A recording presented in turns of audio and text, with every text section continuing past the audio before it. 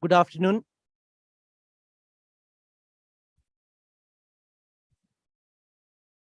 Good afternoon. Is my voice audible to online participants also? Can request you to please check. So, good afternoon. A warm welcome, Center for Studies, Administrative Staff College of India. I thank you all for joining us today on this very important topic, which is like approach paper for tariff regulations launched CRC, and we are going to have really good discussion. I thank P. Mahendra sir, former member, Central Electricity Authority. I thank Mr. Sri Kumar from Prayas. I thank Miss Maria from us. I thank Sudesh, advisor, Administrative College of India. I thank welcome Mr. Bhaskar Reddy ji, the advisor, very senior advisor to Administrative Staff College of India, Center for Energy Studies.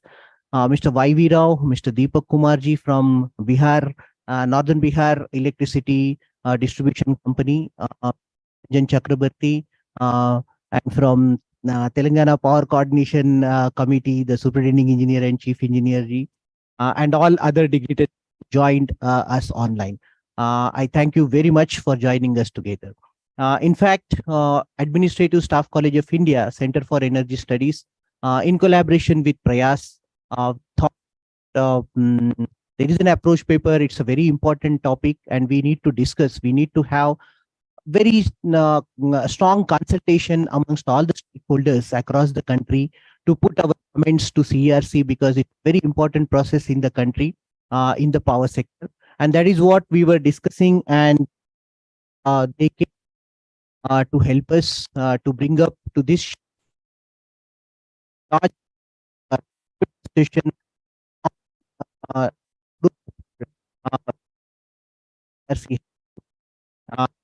That is what we came together here within the short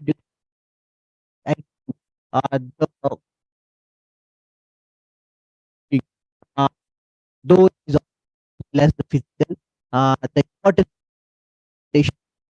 required, like the Electricity Regulatory Commission Chairman, Tripura Electricity Regulatory Commission, and other people joined. And I welcome, sir. I welcome you online. They joined through online. And as I mentioned, that CRC has recently released an approach paper on tariff regulations 2024-29. The paper proposes a number of changes to the current tariff setting mechanism. And this roundtable is to get the stakeholders together and discuss the views of these changes. That is what we have gathered here.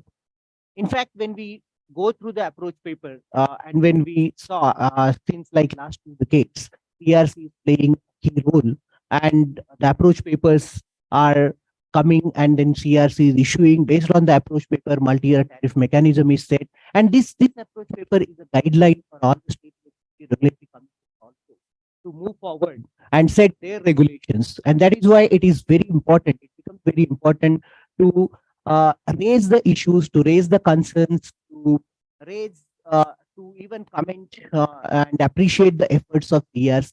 We discuss with CRC to have this roundtable discussion, and they appreciated the effort because the entire process by this roundtable discussion we are sent. So when we go through this approach paper, some of the key changes proposed in this approach paper are a shift towards the normative tariff, the use of indexing mechanism to allow for inflation and other factors, the allowance for additional capitalization on certain counts on a normative basis, the simplification of the process for procurement of equipment and services, which becomes very, very important when we talk about the approach paper. I think a lot of consultation is needed to move forward and strengthen the process of this approach paper and then bring it to the regulation. And Prayas is always there who are guiding the entire power sector, and many leaders like you. I thank Sheshagiri Rao Garu also from Greenco Group joined, and I welcome Sethi ji also, the director from APRC, to join this discussion. And these consultations are very, very important. So I stop here. I will not actually make many comments. I request GV Mahinder ji to have few comments before we start. And then I request Professor Siddharth, who made it possible with his efforts. We all gathered here. And Professor Siddharth, along with Miss Maria, they made a small presentation for all of you. Professor Siddharth will set the context of the approach paper, and Miss Maria from Prayas, she will put certain kind of comments from the Prayas, and then we can start the discussion. We can have the open discussion. Many people can actually put their points here, and we can collect that information, that those comments, and then collectively we can send it to CERC as the collective observation on this approach paper from all your stakeholders. So thank you very much for joining us together. And it is going to be I think it's going to be a very wonderful discussion. And I stop here. I request Mahinder sir, the former member CA. He started his career in NTPC. He was one of the first team member in setting up AP Electricity Regulatory Commission. He was there as joint director. Then he went to REC, and finally he recently retired as member Central Electricity Authority. And his views are very important. Thank you very much, sir, for joining today. And I request you to please put your points, and then we can start the discussion. Over to you. Thank you, Raj. Thank you, Raj. Good afternoon, everyone. Stakeholders, the key people for the nation development. Today being the Silver Jubilee Day of the CRC formation, 25 years. So on the day we are meeting. Today is the Silver Jubilee Day of the CRC. 25 years have been completed today. So on the day we are meeting and discussing one valid thing is approach paper. Why it is approach paper? Why is it draft regulation and regulation? So three things will be coming. Approach paper says how we would like to have the draft regulation. So once draft regulation has come, you have very little scope for change those things. But in approach paper, issues other than what they have discussed also you can give, so that while preparing draft regulations, it will be helpful. So it is quite important. That's why approach paper, let it be discussed that points which were not highlighted can be included with your comments. That's why an effort to bring all the ideas together so that things when draft regulations are formed, they will be having very comprehensive, and also litigation will be very less in the future. If regulations are framed correctly, the litigation will be less. So all the minds, whatever the brainstorming, it should help that process so that we have least litigation afterwards. By design, least litigation. Draft regulations which will be coming, it will be effective for the sectoral development. That's the one point. Second thing is when 2019 regulations were discussed, approach paper 2018 to now 23, 5 years, so many changes have come. So whether it has been addressing those or not is the one issue one has to see. Some of the issues are tax holiday has gone. Think of the case.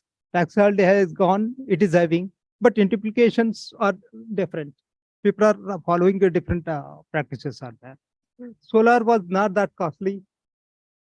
Now it is different. But thing is, you have the firm capacity, how much it is out of the 421 gigawatt, only 260 gigawatt is the only firm capacity. And already we established 221 gigawatt is the peak demand. So solar versus peak demand and non-solar peak demand is a crucial question which is coming. So that will be deciding how this mix has to be there.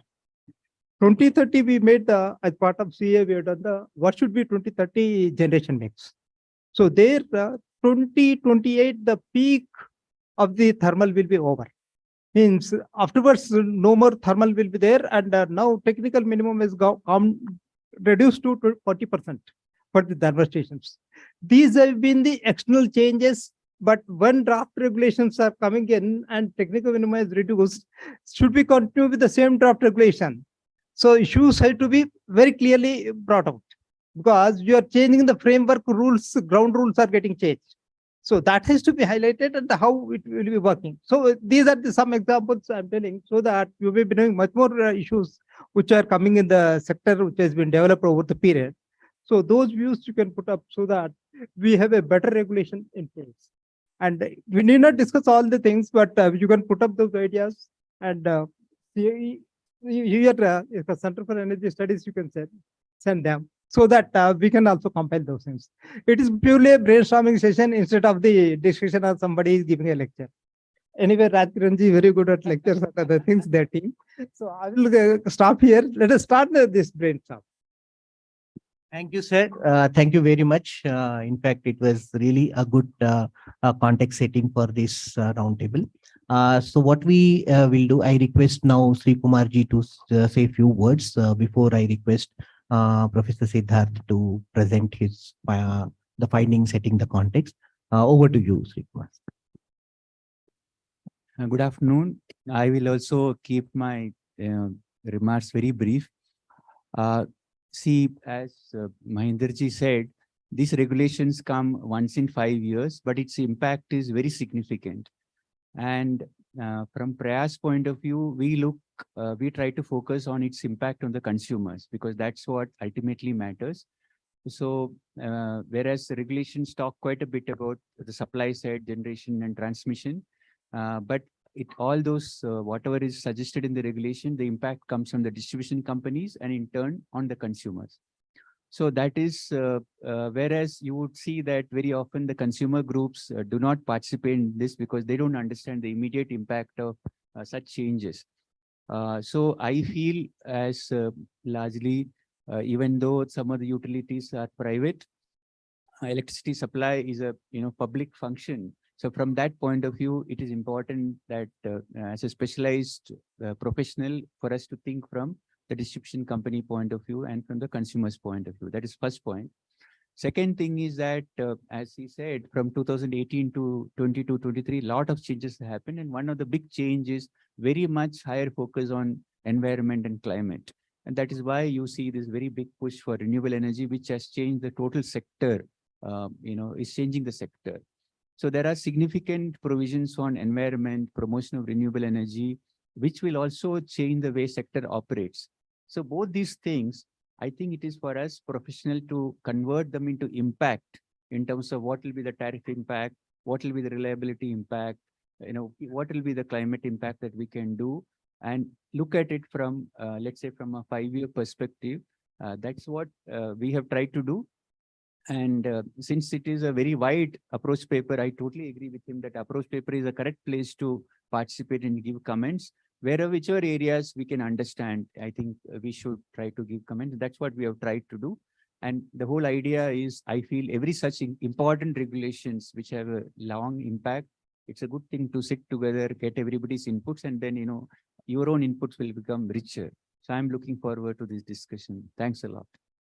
Thank you, sir. Thank you very much. In fact, I'm glad that to share for these discussions, I think we can see from the participation, as you mentioned, right from supply side generators, the transmission companies, as well as the distribution companies, the private generating groups, as well as consumer groups, including electricity regulatory commissions. All the senior leaders are present. So I am really looking forward for very fruitful discussions from this brainstorming session.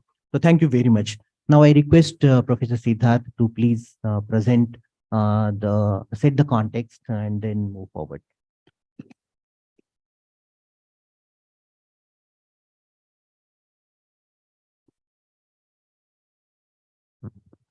What we will do, Professor Siddharth will present the or approach paper for 10 minutes. And then I request Miss Maria. Then we will have like open discussion. Siddharth will have some kind of discussion slides, and point by point we can actually open it up so that you can actually comment and discuss and then put your opinion here. Because the time also we have to really look into the time. Okay, over to you, Siddharth.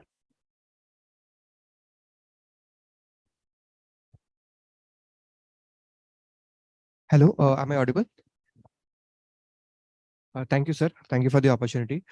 To start with, though the approach paper covers around 48, 49 points, varying from the commercial aspects, technical aspects, environmental aspects, and then the energy transition in place.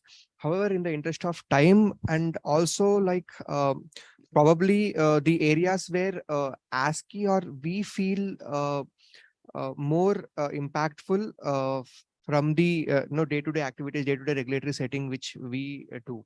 So to start with, the approach paper is primarily categorized into 5 parts. The initial part was to understand or what to propose if the existing approach of tariff determination is fine and if the same can be continued, or else a new set of approach can be adopted, probably some kind of a hybrid approach where few aspects would be on normative basis, few aspects on actual basis. However, we also know that the current existing tariff determination approach is somewhat hybrid, but the paper proposes more simplistic hybrid way of tariff determination. The second part is on the financial aspects impacting the tariff. Then the third part is on operational aspects impacting the tariff, the technical aspects of it. Then the other key issues related to peak, off peak, and then the climate aspects of it. Then the final categorization of the paper is on the summary and the way forward, how exactly CERC is expecting the stakeholder comments and suggestions on the papers, which they can act upon and probably can be can be reflected in the draft regulations.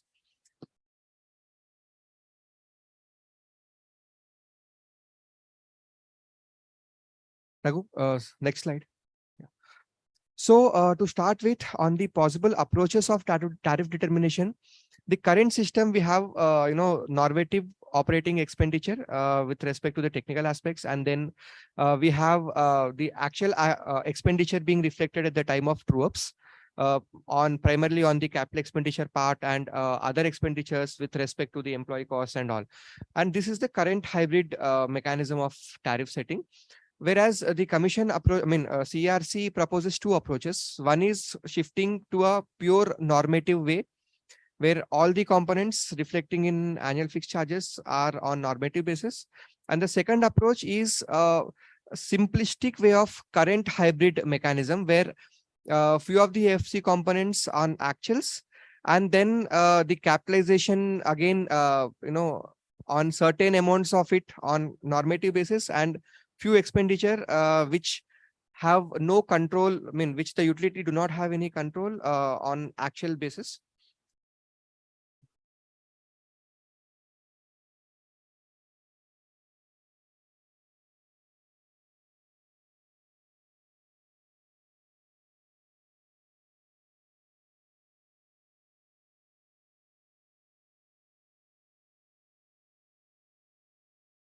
Yeah, next slide. The second part of the approach paper is on the review of past performance and how exactly the approach paper have delved into in proposing the approaches on financial parameters and the technical parameters.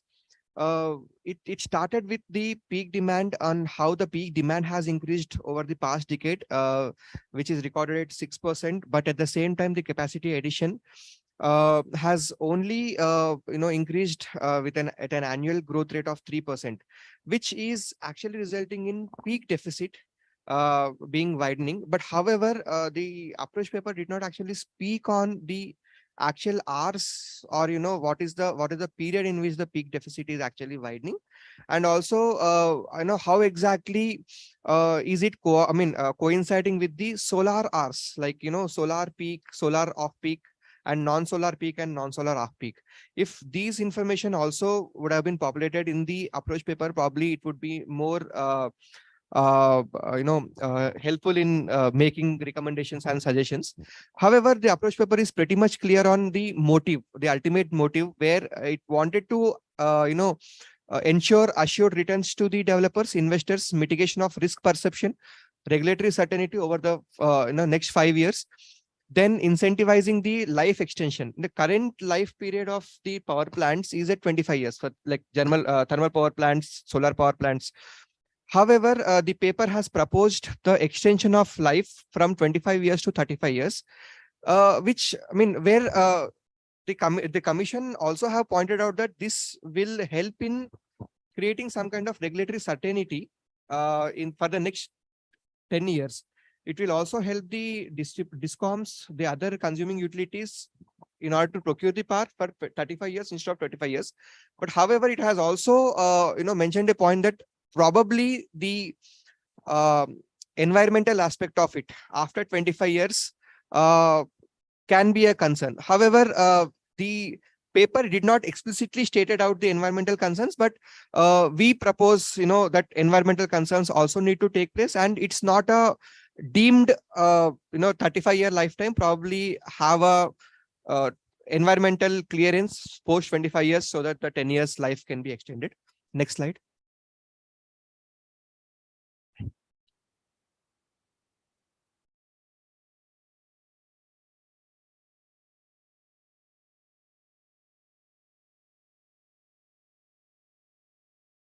Yeah.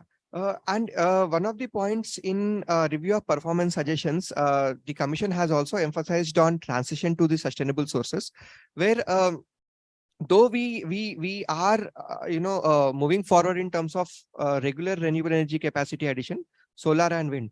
However, with the increasing intermittency in the grid, hydropower plays a key role, and it has laid an emphasis on the total power potential, hydropower potential in the country, and the existing tapped potential, and that untapped potential which can be realized.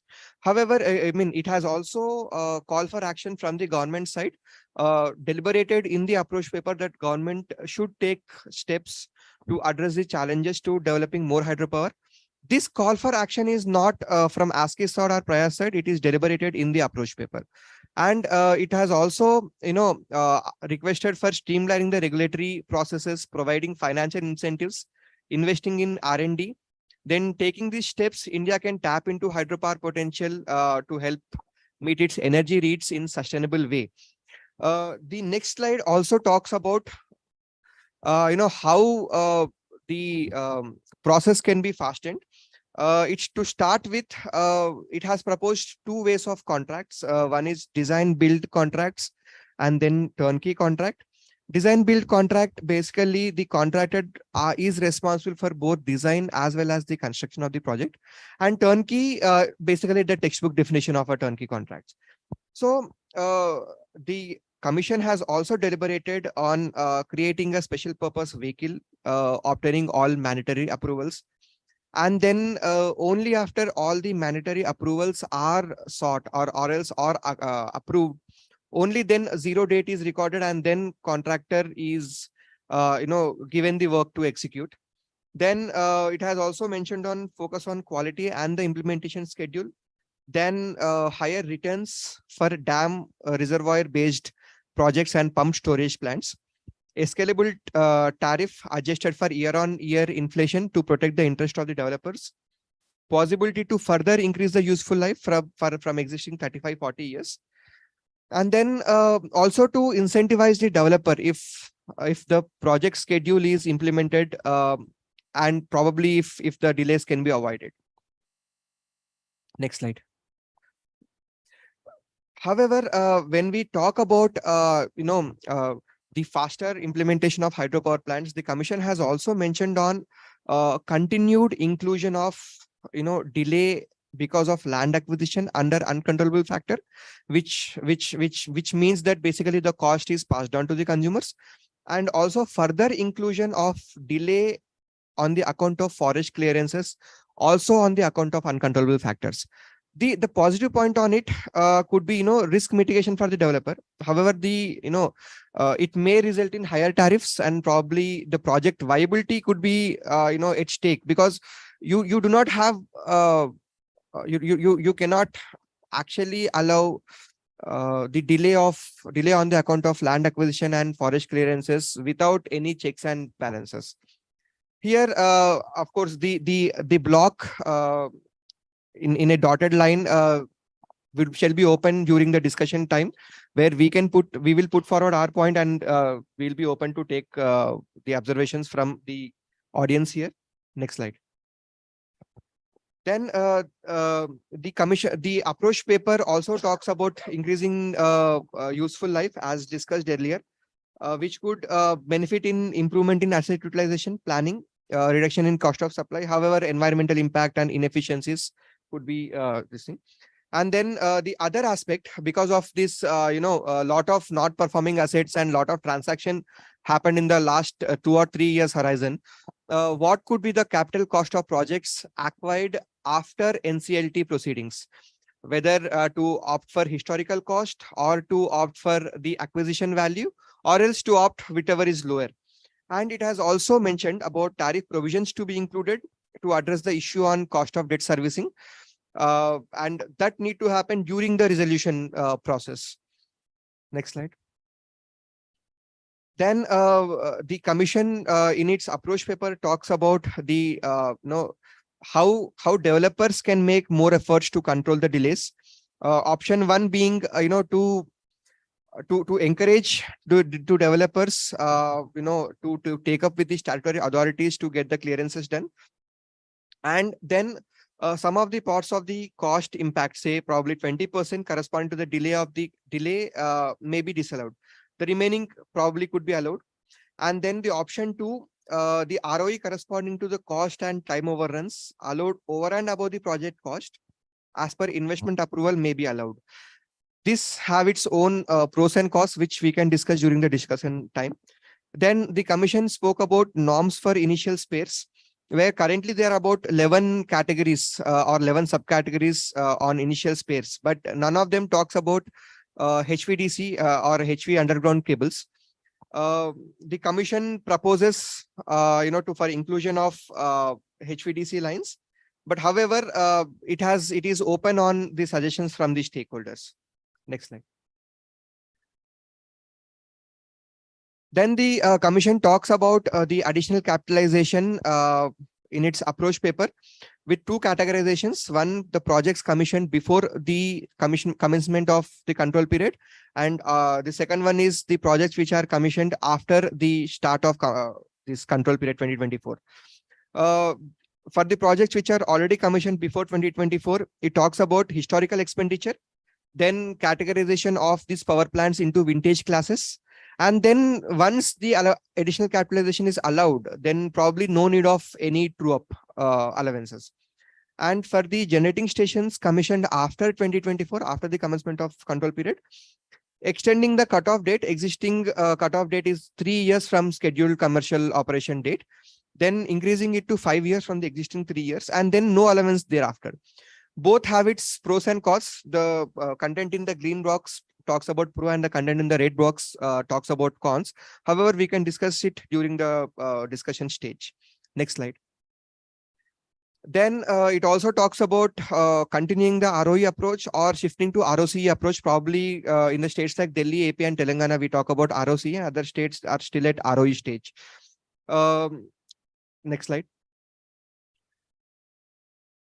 Then it also talks about ways to simplify the tariff recovery process of hydro generating stations, where categorization on runoff river projects, categorization on the reservoir projects. However, the approach paper is silent on tariff determination after the initial project life in the BOO projects. So that is probably we can discuss it during the discussion stage. Next slide.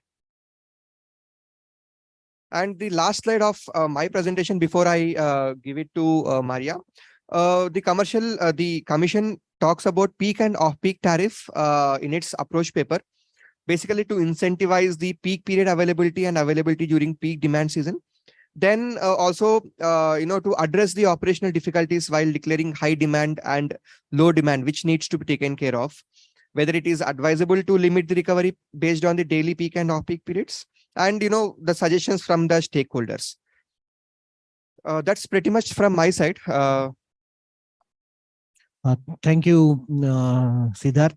I think there was some technical glitch. Slides got stuck at 4, but then you explained it in a very effective way.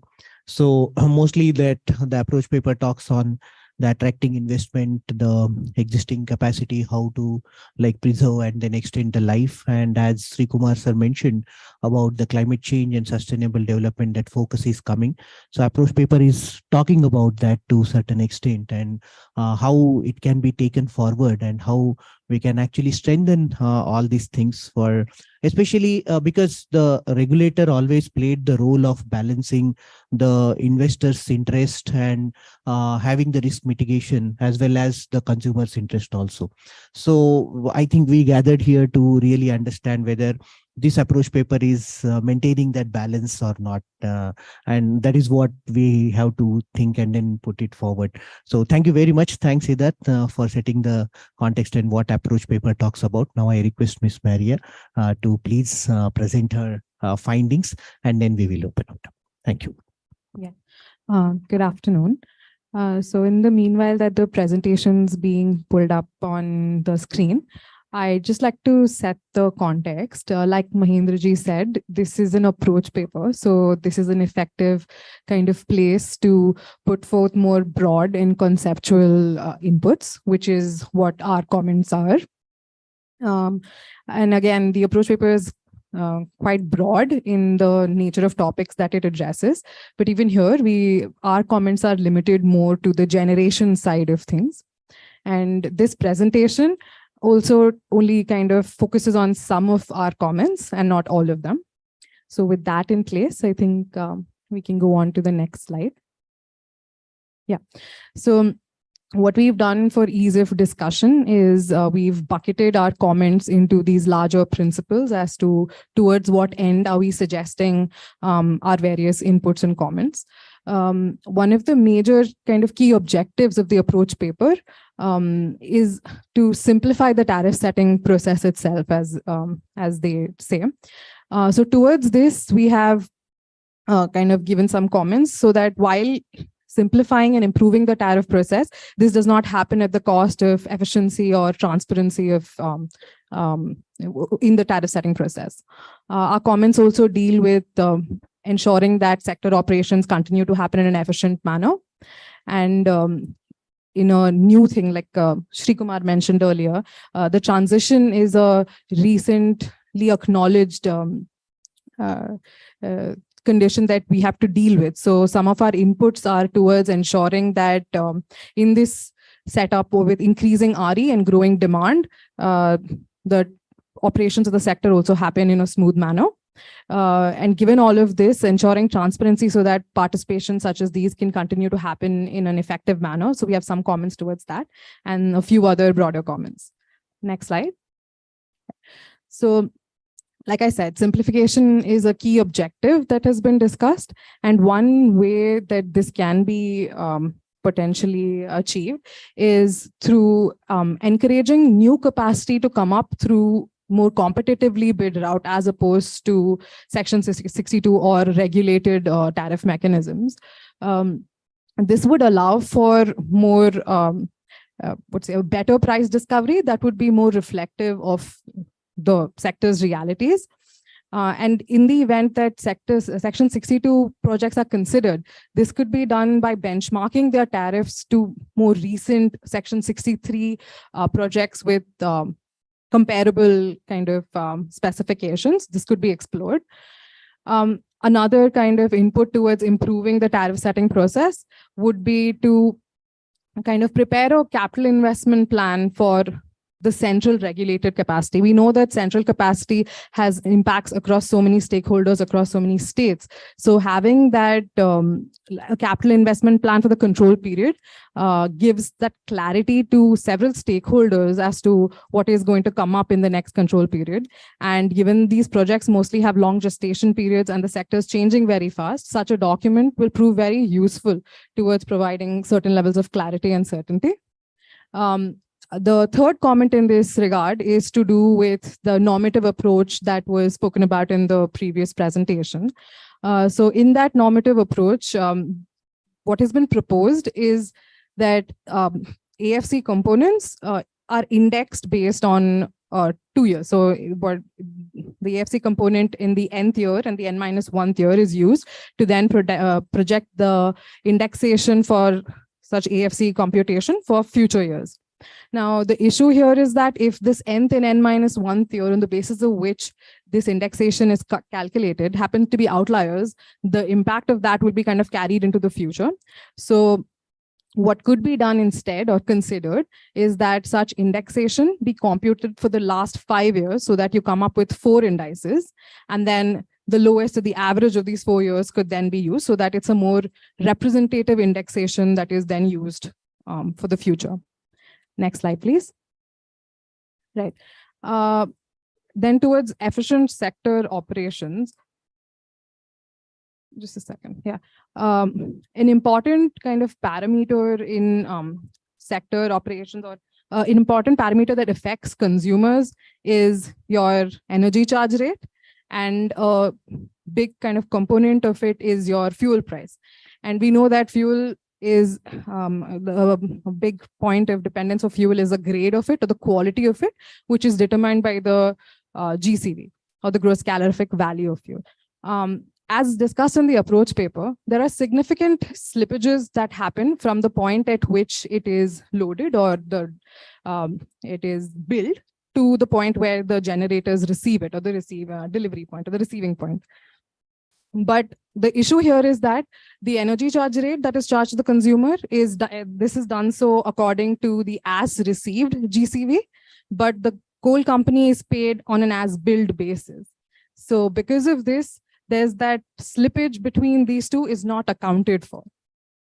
And in addition to the consumer this ends up with what happening is that the consumer does not get what they're paying for. And also there is no, because the ECR is calculated at the at received point, there is no incentive for the generator to then improve or kind of take care of that loss or those slippages. In addition to this, CIL's fuel supply agreement, which they sign with the generators, also has a clause which transfers this responsibility of the coal to the buyer, that is the generator, at the point of loading itself. So the generator has that responsibility. And yeah, so given this, what we are suggesting is that the norms can be revised such that the ECR is calculated on an as-billed basis as well, so that the consumers then get what they are paying for. And the quality of coal at build is now likely to be less of an issue with the coming in and improving of third-party sampling. An example of where this has been done is MERC has recognized this, and the ECR is calculated on a GCV as build basis towards ensuring that there is incentivization for generators to take care of such slippages while also safeguarding consumer interests. Another input towards improving sector operations. So what is proposed, the approach paper proposes to look at the interest on loan, not on a project specific basis, but on a company level basis using weighted average return of interest. But what happens is in most generating companies which have a lot of projects, the projects have very variable bankability or risks associated with it. So kind of considering a weighted average ROI for such considerations would lead to masking of some of these differences. And then projects which don't have that high risk will be associated with higher risks and vice versa, which is not the most desirable. Yeah, and then also the approach paper also discusses a couple of points with regard to return on equity. So it discusses using a method called capital asset pricing mechanism for calculating the rate of return. And under that, it talks about computation of this rate of return by linking it to a market risk premium. Now, the market risk premium defined in the approach paper is an extra yield that is that can be kind of got for over and above for investing in stock markets, right? But we know that Section 62 projects are not as risky in comparison. So while such premiums could be considered, it's important that they are modest so that they are appropriately representative of the risks of such Section 62 projects. In addition to this, with regard to ROE, what they also talk about is they proposed considering higher ROE as an incentive for hydro projects, so that so any hydro project that completes their construction in time, they propose kind of offering a higher ROE as an incentive. But as discussed somewhere else in the approach paper itself, this is already being done. A 1% higher ROE is already being provided to hydro projects, but that does not help in attracting more investments. Neither has it helped in timely completion. So it stands to reason that that's not going to likely to continue. And in addition to this, the timely completion of such projects is the responsibility of the project proponents itself. So, so CERC in their last two, so that is for the control period of 2009 to 14 and then 14 to 19. In those tariff regulations, they had a 0.5% ROE incentive for timely completion, which was then done away with in this round of regulations. So in recognition of that and the responsibility of the project proponent, instead of maybe what do you say,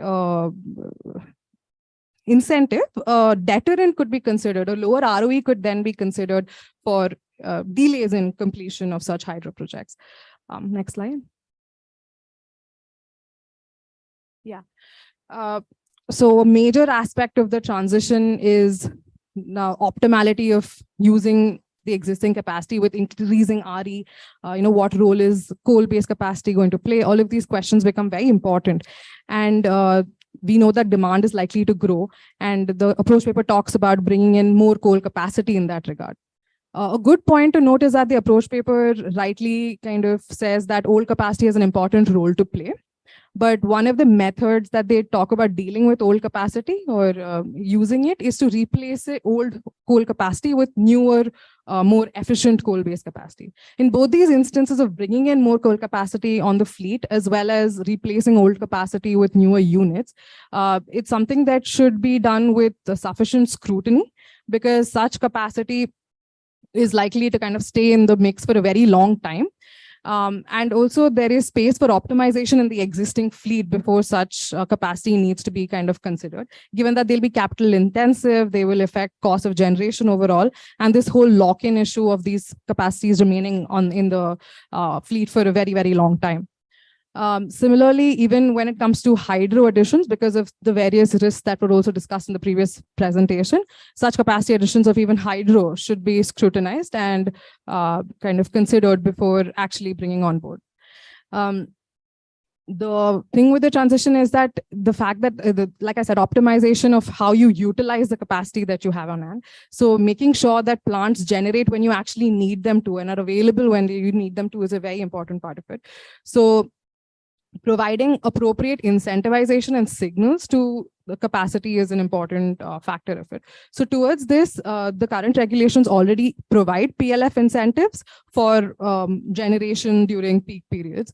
But given that we think that this should be continued, this is a good signal to provide.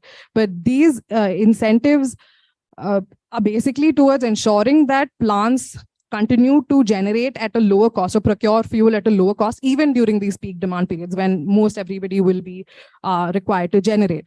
And given that this incentive is completely passed through, it's over and above the rate ROE and will go to the generator, it should be modest so that it provides a right signal and it's not kind of skewed.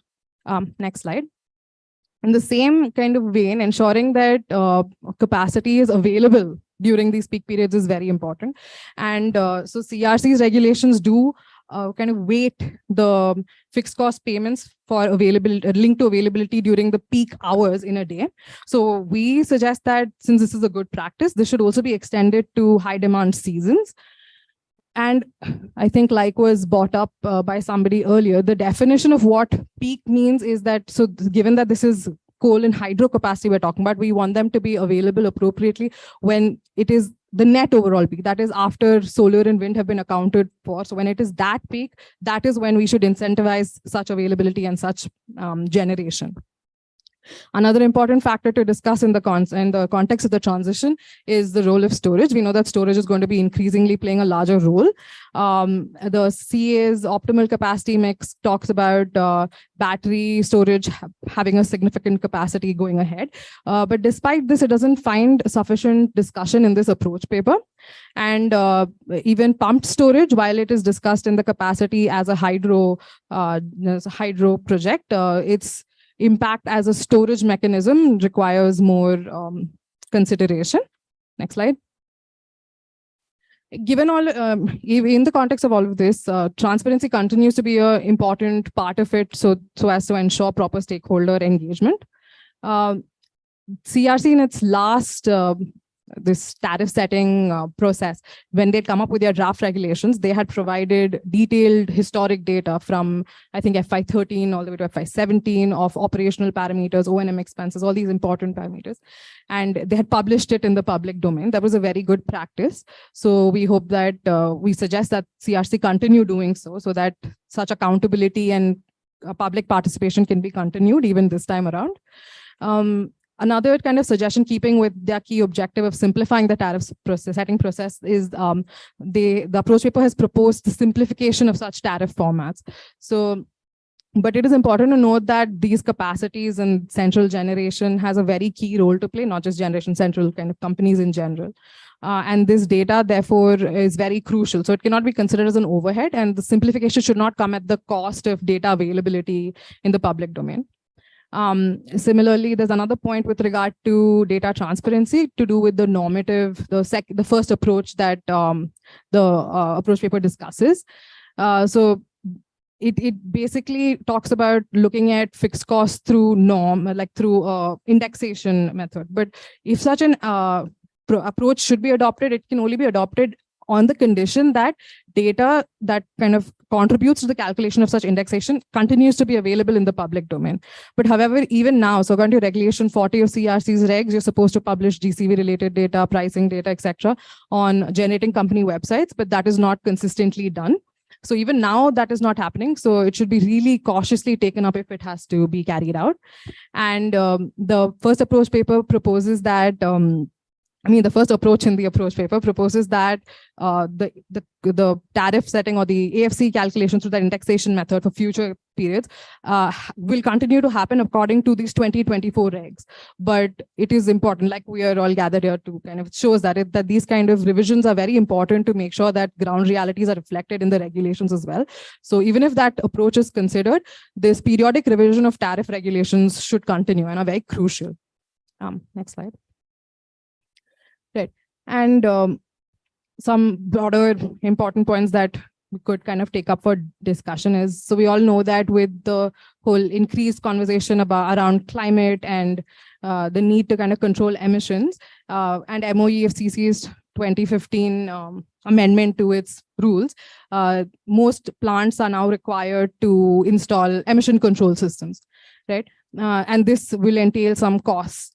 So the CRC's regulations have kind of spoken about a compensation mechanism on about how these costs should be dealt with. But in this approach paper, they brought up a very important question of how do we make sure that these expenses are towards what they were taken up for. So it's very important that these expenses are only allowed on the basis of utilization and not just implementation. It's one thing to have the equipment in place, but it should be towards adherence to the norms themselves. And we have some points towards how the impact of these costs can actually be considered post the final date, which as of now is December 2027, which we can kind of discuss in detail later. Another kind of important point here is how input price of integrated mines are looked at.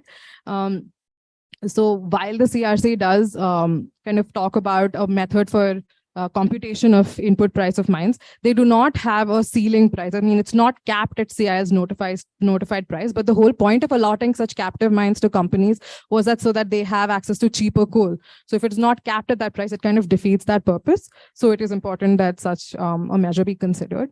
And finally, with regard to the extension of life that was also discussed in the previous presentation, that is definitely a good move as it's more reflective of ground realities and how plants operate. But caution should be carried out because the extension of life should not directly translate to the extension of also like related PPAs. And beneficiaries should have that right to decide whether they want to continue procuring power from them or not. And while RNM and special allowances could be needed, it should be based on scrutiny, because if it's a plant that's only needed for specific seasons or only for peaking, they may not need that full RNM or the special allowance. So it should be based on that kind of scrutiny. Yeah, that brings us to the end of our comments. Thank you, Maria. Thanks for putting the very valid points and very important points. And in fact, you covered almost everything on the approach paper, though it is like business plan, the indexation, as well as especially the incentive mechanism, and then the concern about the incentive mechanism is really important to deliberate more on those things aspects, as well as the treatment of ROE, which is like really brought out on in this approach paper and important. And I'm glad, like as you mentioned, it is like the importance of data when it comes to the normative approach. The transparency and maintaining the data is very important, and the regulatory structure and the maintenance of the data. And it is, we all know that how difficult it is. So I'm happy that you brought that also issue here, and how to strengthen the transparency and maintenance of the data, and resource lock-in, as well as the fixed cost liabilities, and that is also key. And then for the sustainability, like role of storage, which is new coming up and all. So thank you very much for putting out all these points. Now I think it is like time to keep it open and then listen to all the dignitaries here who joined from across the country. There are more than 55 participants online. They have joined, and a similar 55 to 60 participants are joined through YouTube, and as well as physically the participants are here. Now I request, because Radhakrishna sir has requested that he has to move somewhere, so he will put some points. So Raghu, can you please unmute D. Radhakrishna sir, the chairman, Tripura Electricity Regulatory Commission, and I request him to please put his points, sir, and give us 2 minutes. Yeah. Yes, sir. Please go ahead, sir. Yeah, we can listen. Thank you, Raj, for calling me. Thank you, Raj, for calling me, and I'm happy. I'm connected with you people after lapse of 4 years, and the approach paper which you have discussed, it makes a serious meanings. And as a regulator, we need to see how the stakes are affected with our small moves. And because I have heard your views, and after 3 decades, I'm back to my coal business, and I'm happy the Prayas has touched ARB and all GCV and everything, and my staff is going to listen further, and I have to move at 4:30 at somewhere else. Thank you, Raj, for calling me. I'll stay connected with you. Thank you. Thank you very much. Thank you. Thank you, sir. Thank you very much. Now we open the discussion here. Sir, I request Mr. Y.V. Raoji, the senior advisor and then the power sector professional from last several years. I request you to please put your points. I am just passing.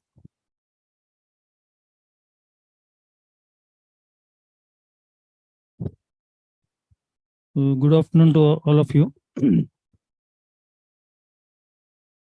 So this approach paper I somehow received yesterday through my ex-NTPC friend. I've gone through it, and I say that CERC has done extensive study of what has been happening in the last 5 years. And also whatever proposal they have made, they are highly progressive in nature, and I am very sure that this will help us in the development of power sector as a whole. So they did a very good exercise. However, depending on my own experience in NTPC, especially in the generation field, where I was working nearly 40 years, so I try to bring some points here. So they basically defined 2 approaches, whether we should go for approach 1 or approach 2. The first one is totally based on norms, except the add cap. The second option is either norms or actual plus norms and for add cap. These are the 2 options they have given. So if the dependency or any the relationship is clearly established, I think they have given graphs over a period of 20 years. So if such a very almost straight line graphs are coming, so I think if that is the case, it will be very easy to go for a normative approach, because it will be very easy for all, because we spend a lot of time in making the raising bills, then verifying bills and paying bill, checking, so much of paperwork for everyone.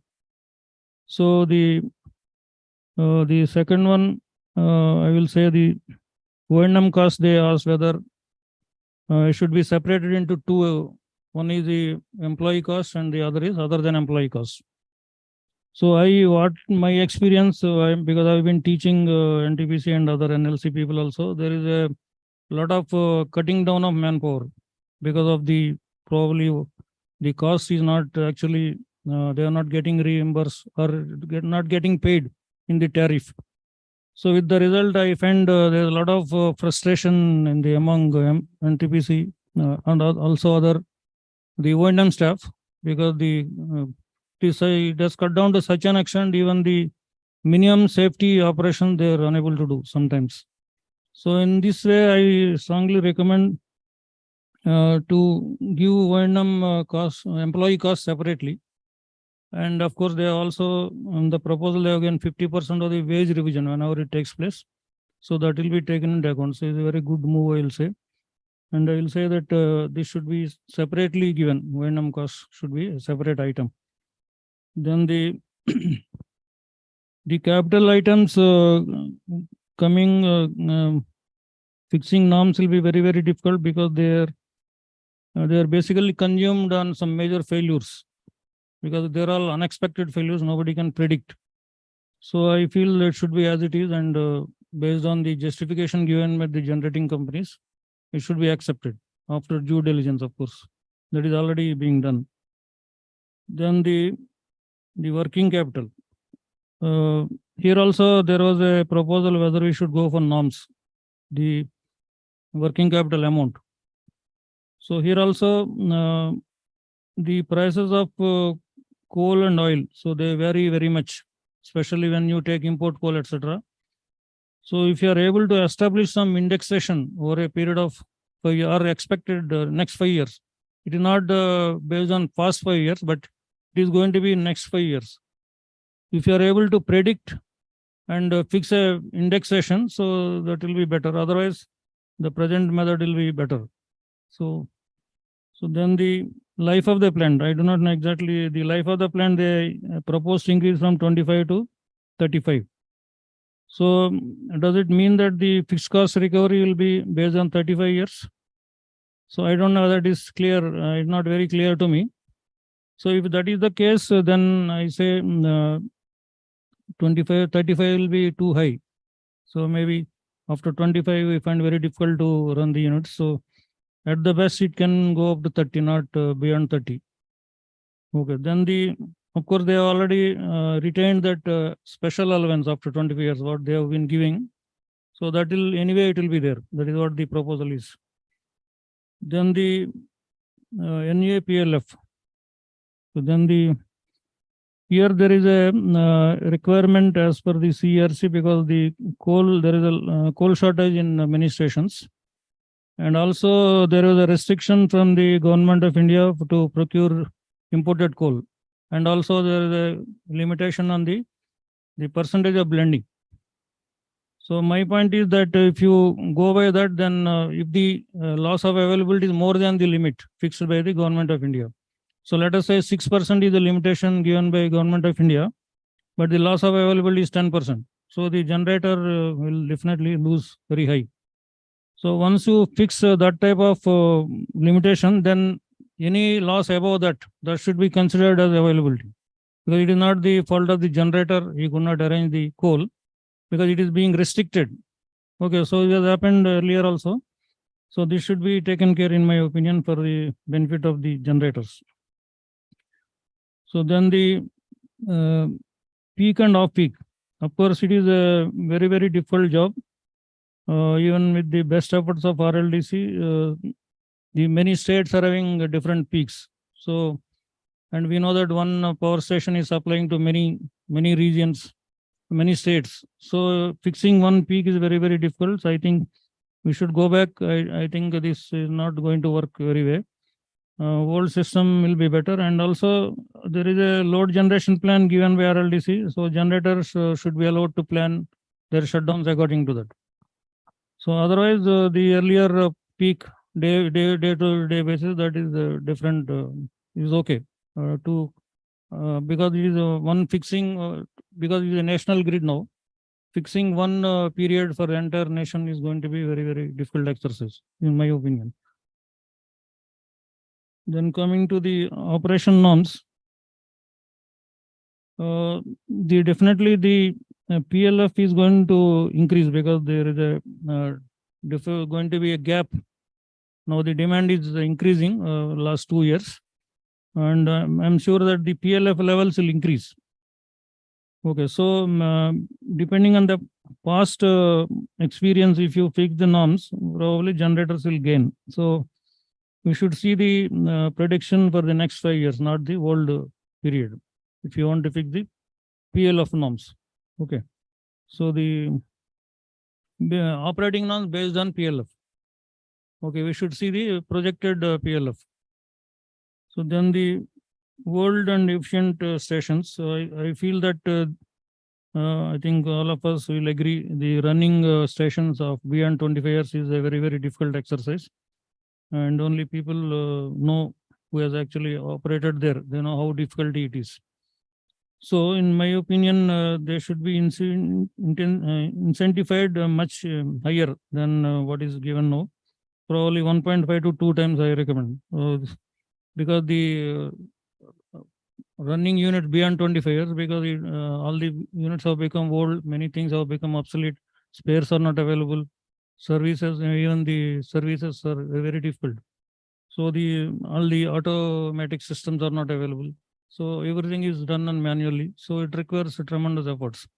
So for that, people should get adequate incentive for running those units. And even after this, I will say that the total cost, if you see, that will be much lower than the new units. Their fixed cost is almost zero now, almost zero cost. So giving another 40, 50 paisa doesn't make really any difference. And we should encourage these units. And many units, especially that Singrauli, Korba, etc., they have been doing fantastic well, and everybody should make use of these old plants. Then the incentive should be considerable. This I already told. Then the blending of coal, there was a item. Previously, the consent which has to be obtained from the beneficiaries. So there are 2 preconditions. So whenever you want to do the blending, it should not exceed 20% of the previous month ECR or 30% of the base ECR. So basically, if you see, sometimes we need to go up to almost 25 to 30% blending, because sometimes the coal we get is very, very low. I hope this, whatever now they are proposing 5 or 6%, that is, and it is on annual average, not on any monthly or on any particular day average. So even then 5 to 6% may not be adequate. If you see the amount of this thing. So definitely the cost will come into picture. So definitely you should put a limit on the cost, because the people will not be able to afford. And at the same time, once you are putting that restriction, then any loss beyond that, that should be given credit to the generators. Okay, this is my one point. So then the emission level, there is a point here, whether we should consider them in merit order or not. So naturally, some stations, if they are already commissioned, they're under operation, so their cost of generation will go up. So you can't equate them where the units are really polluting and you give them preference, and you don't give the preference where the units are actually meeting the requirements.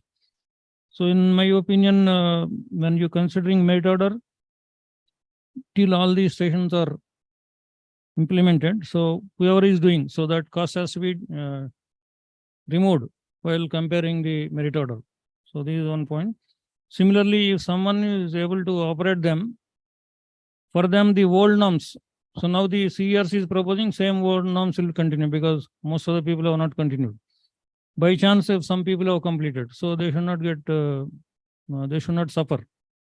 So for them, we should give this advantage. So our comment should be in that fashion. So then for the more than 25 years, once you make an agreement with your beneficiaries, So CRC themselves say that it is unnecessary interference of the contract. So there should not be any regulation over that. So that is a good point they have given. So Thank so you, these are sir. some of the points I Yeah. noted down. Thank you very much. Yeah. Thank you, sir. Thank you for very important points in perspective of generator with your vast experience in thermal generation. I think these points are well taken and well noted. Now I request like the distribution company, the Northern Bihar Power Distribution Company, Mr. Deepak Kumarji, Chief Engineer. Thank you very much for traveling all together from NPBC DCL here to participate in this discussion. Over to you. Over to you. Thanks for giving me opportunity to tell some points regarding the distribution company also. Because this is purely generator matter. Power purchase cost is actually raising day by day, and it is now more than 85 and 86% total annual revenue requirement. Whatever is fixed, 85 to 86% is for the power purchase alone. So from the consumer point of view, it is very much essential that the power purchase cost should be lowered.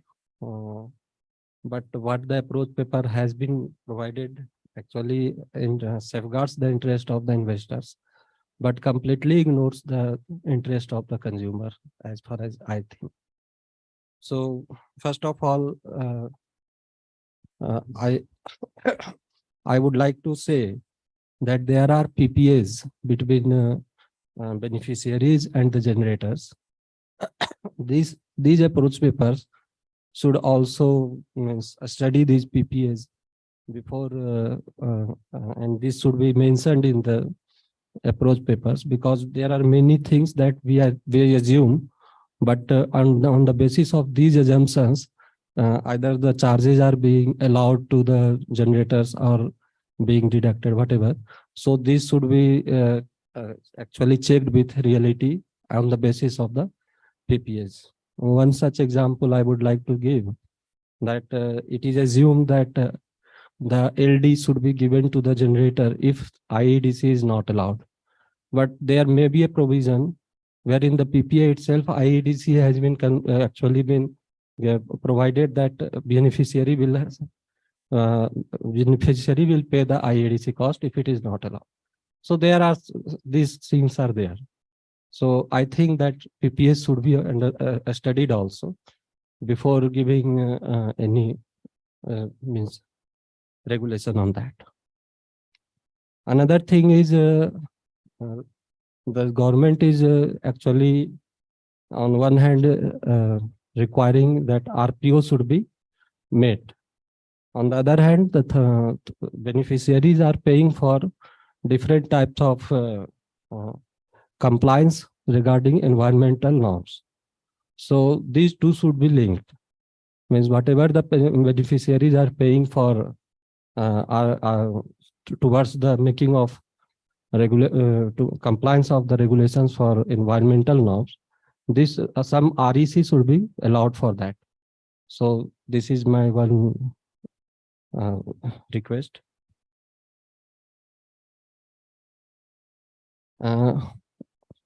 Again, we all know that RPO cannot be made until and unless we have some exit clause from the PPAs. So this should be facilitated.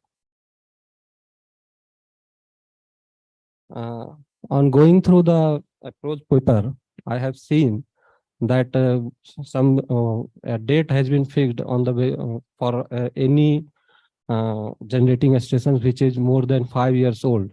So from that date, the capital cost will be taken for computation of normative indexation or normative basis annual fixed charges for calculation of annual fixed charges. So I think that this should not be a single date. This should be an average of past 3 or 4 years, and then indexation should be given on that. So only after that, such dates, such capital costs should be brought up.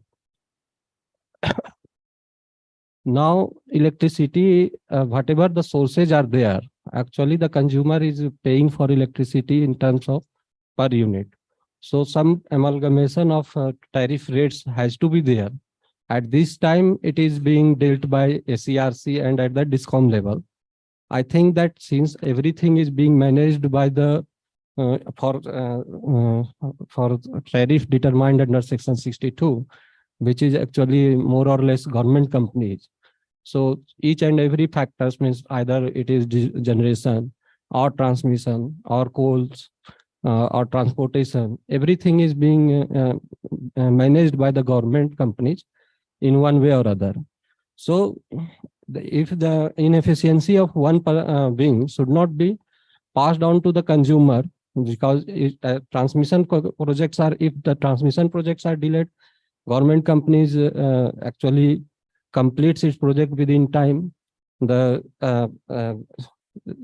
is some cost of means delays is actually passed on to the beneficiaries, and in that way to the consumer.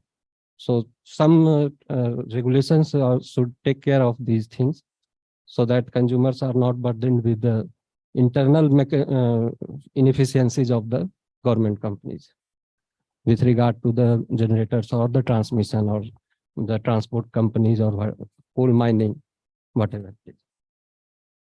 Then slippage of coal grade.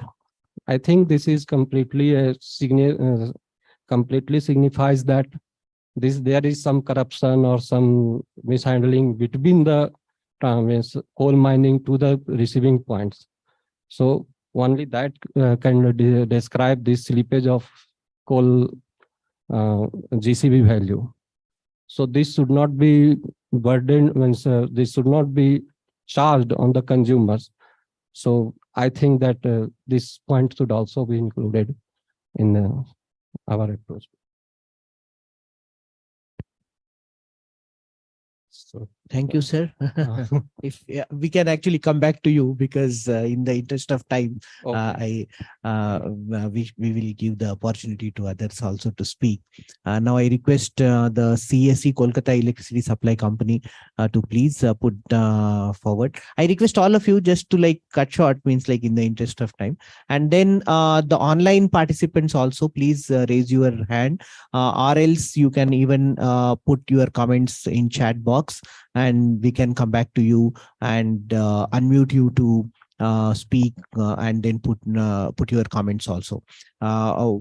So first we will go through the CSC and few people here physically present, and then we will come back to online participants as well. Over to you. Over to you. So I will make my submission short. So this approach And paper has, one more thing, I request you, the comments which are actually mentioning and putting here, I request you please like don't repeat those comments which are been already discussed. If you have like any other comments in addition to these comments, please put it forward. Yeah, over to you. so one thing is that the approach paper has highlighted the need for a lot of investment in the sector, both in generation and transmission. So for policy certainty and also to encourage investment in the sector, gross fixed asset approach should be continued. And the approach paper has also discussed about ROE versus ROCE. So again, for the same reason, for policy certainty and to encourage investment, ROE approach, we think should be continued. And one more thing is that it has been submitted or observed that for hilly region or for northeast terrain, there should be separate O&M expenses should be allowed for transmission projects. So that is completely true. Similar is the case for transmission project which involves river crossing. So for river crossing projects also, additional O&M expenses should be allowed. Otherwise, peak and off-peak, Mr. Rao, as he has mentioned, we can go back to the previous regime. So a lot of these difficulties can be avoided. Thank you.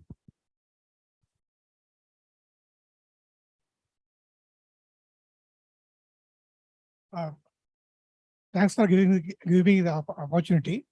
So in this approach paper, it was given regarding the capital cost, the benchmark cost or cost as per investment approval. For that, the investment approval, instead of investment approval, is better. Our suggestion is to take some benchmark price, because based on the technology in the market and latest technology in the market, like that. So that is one our suggestion. And also regarding this additional calculation, it's increased from 3 years to 5 years. So it will be beneficiary for the generation plants, but it will be a burden to discoms. So it's our opinion. And also this is regarding this interest on loan. So the weighted average of the loans, weighted average of the interest of the loan for the entire company. So is suggested. So we whatever it may be for the entire company or the single project, which are better may be taken. That is our suggestion. Okay.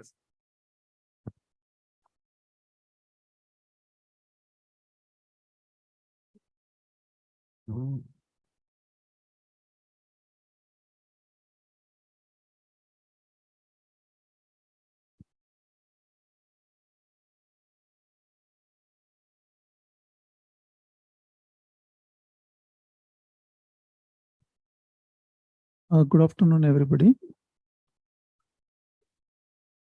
Tariff setting is a very complex exercise for the regulator and the key important function of the regulator also.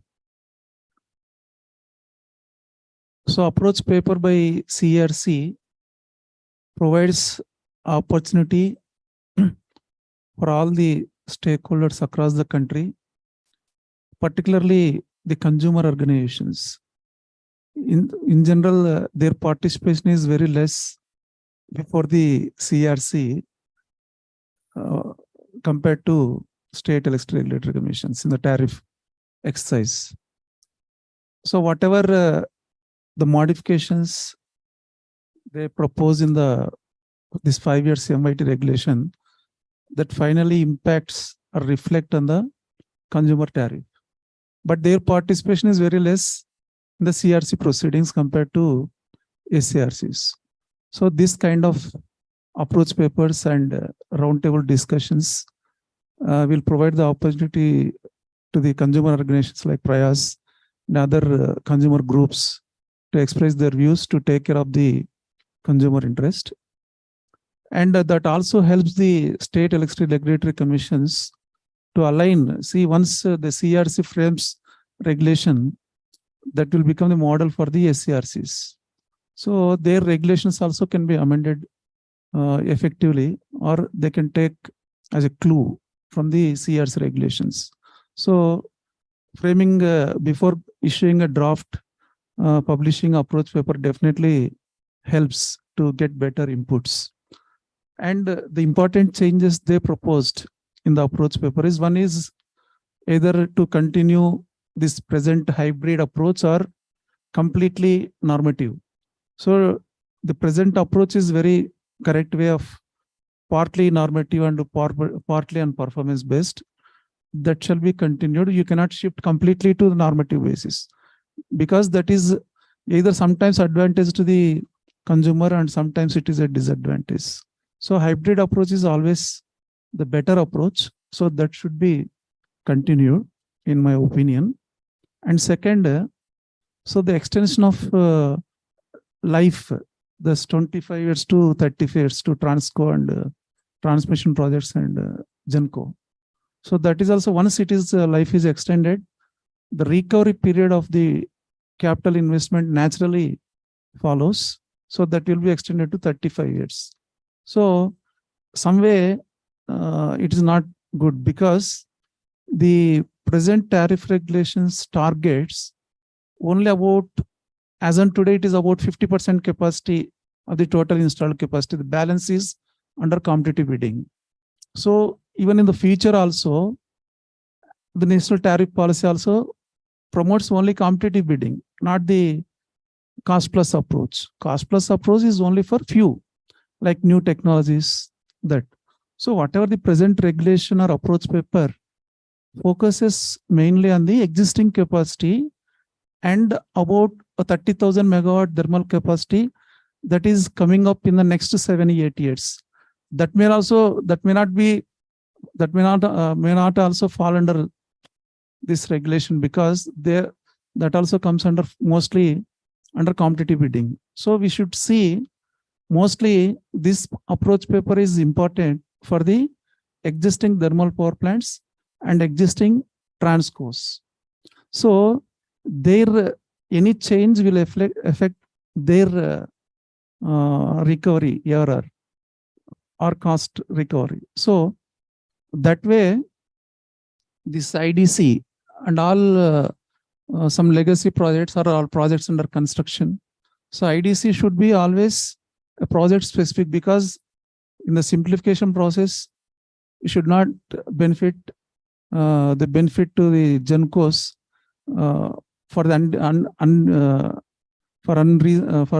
unreasonable things, extension of the project time. And similarly, there shall be benchmark cost. Definitely, whatever if the benchmark cost will help to take informed decisions.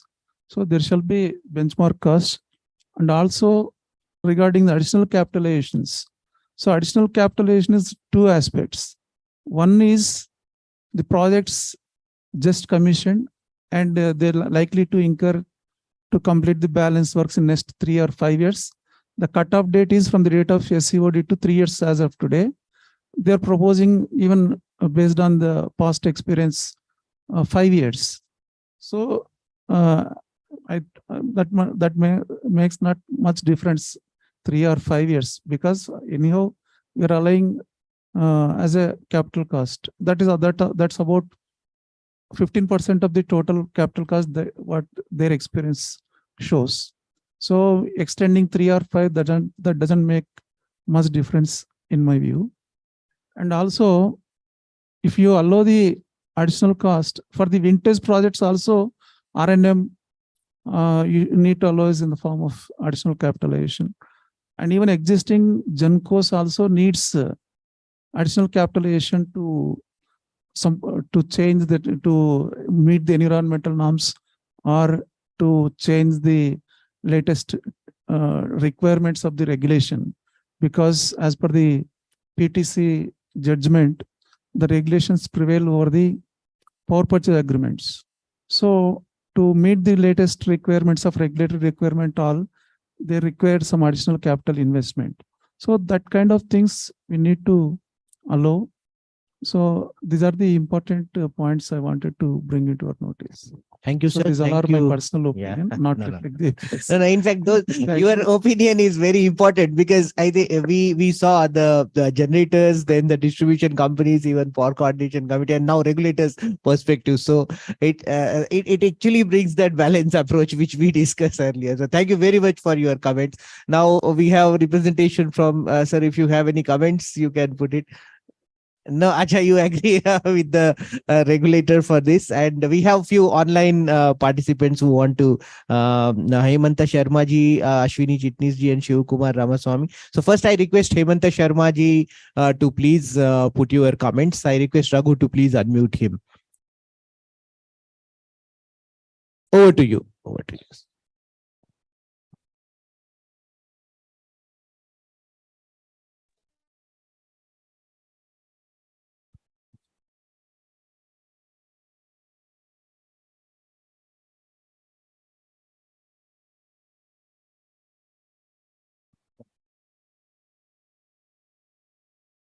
If you have any problem, can you mute Swati Chitnis, Ashwini Chitnis ji? Yeah. Hello. No, now, sorry. Yeah. Yes, sir. Over to you. Go ahead, Mr. Hemanta Sharma. Yeah. Yeah. Good evening, sir. Actually, I have heard all this perspective, but I am just representing from the consumer perspective, because whatever has been tariff fixed, ultimately payers are the only consumers. And for that purpose, I can let you know that I have participated since 2004 regulations. And this is the, I think, if 2001, if I am not considering, then 2004 is the elaborate regulations by CERC. And subsequently, this will be proposed, will be the 5th one. But so far, this concern is there that this is the 25th year of Electricity Regulatory Commission, also 25th year of, that is your unbundling and reform in electricity sectors. but I am very unfortunate to say that over certain few years, the functioning of the CERC has been completely degenerated. I'm very sorry to say. It is because these regulations, framing of regulations becoming a rituals. They are not even looked into what is the mandate has been provided by the statute. That tariff policy, hello,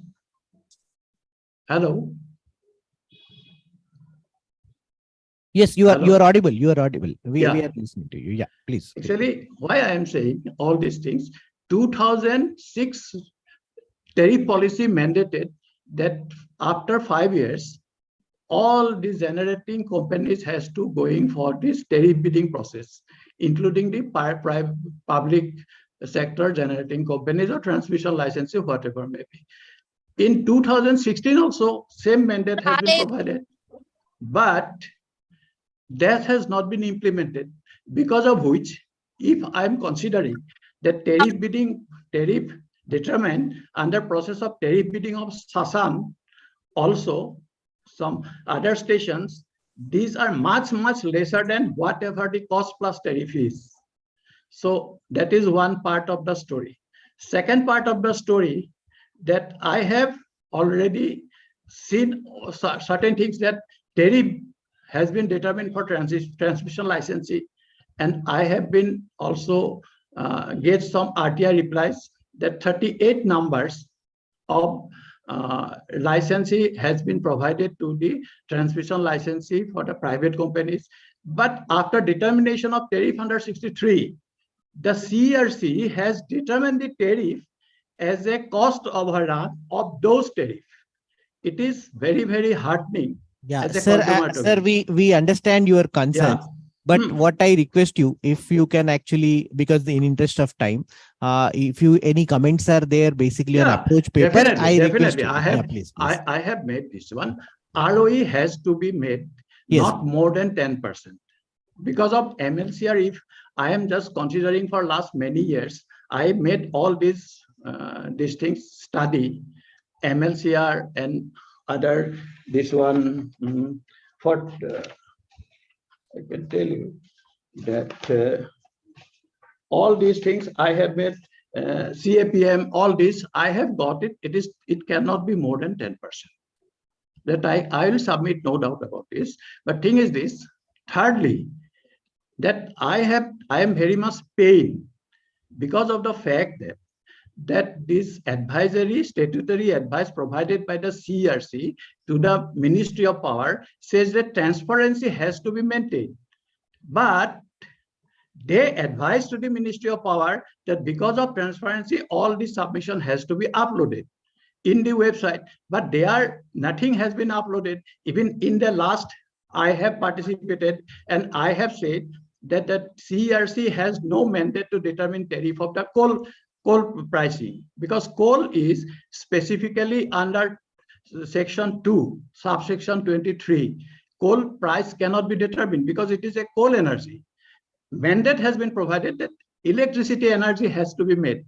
But during these things, it was dropped in final regulations. But surreptitiously, when the entire country is running on COVID, they have made this uploaded in the June 2020 when lockdown was made. And they surreptitiously made a second amendment of the regulations. And this is paying me as a consumer.